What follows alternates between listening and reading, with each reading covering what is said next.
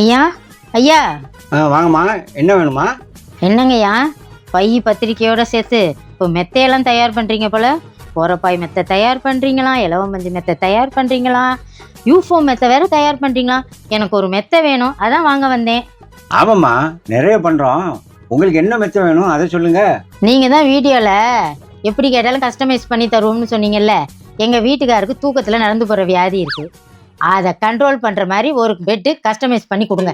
ஏம்மா, எப்படி வேணாலும் கஸ்டமைஸ் பண்ணி தரேன்னு சொன்னது ஒரு குத்தமா?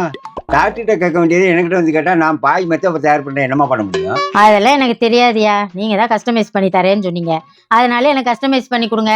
என்னடா இது கஸ்டமைஸ்க்கு வந்த கஷ்டம்? நான் பண்ணாட்டி விட மாட்டா போட்டிருக்கு. சரி, நாளைக்கு வா. இப்போ ஒம்படியாக கேட்கும்போது நான் ஏதாவது ஒன்று பண்ணி விடுறேன். ஐயா, என்ன பண்ணிட்டீங்களா? ஓ, பண்ணிட்டேனே. கஸ்டமரை கஷ்டப்படுத்தக்கூடாதுல்ல, கஸ்டமைஸ் பண்ணிட்டேன். கஸ்டமர் கேட்ட மாதிரியே கஸ்டமைஸ் பண்ணிட்டோமா. இந்த தரமா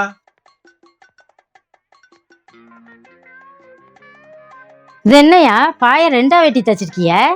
ரெண்டா தச்சிருக்கிறது மடிக்கிறதுக்கு. இங்க பாருங்க, சுத்தி வெல்க்ரோ டேப்பு போட்டிருக்கா. இது மேல மெத்தையை ஒட்டிக்கலாம். இது ஏன் அப்படின்னா, துவைச்சி போடலாம் மெத்தையை தனியா, பாயை தனியா துவைச்சி போடலாம். அதுக்காகத்தான். இந்த பாருங்க,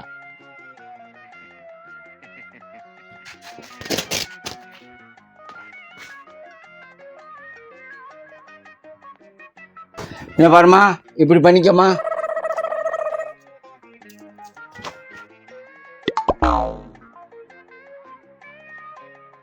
அவர் தூங்குனதுக்கு முன்னாடி இப்படி ஒட்டி விட்டுருமா, அப்புறம் அவர் தூக்கத்தில் நடக்க மாட்டாருமா. அது எப்படிங்கய்யா? பாத்தியா, அவர் தூக்கத்தில் எழுந்திரிச்சா நான் தயார் பண்ண மெத்தையும் சேர்ந்து தான் வரும். யோ, அவர் போறது தூக்கத்துல தானேயா போறாரு, மெத்தையோட போயிட்டு என்னையா பண்றது?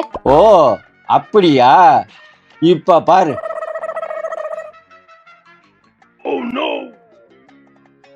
இப்ப சொல்லுமா, எப்படிமா விட்டு விட்டு வெளியில போக முடியும்?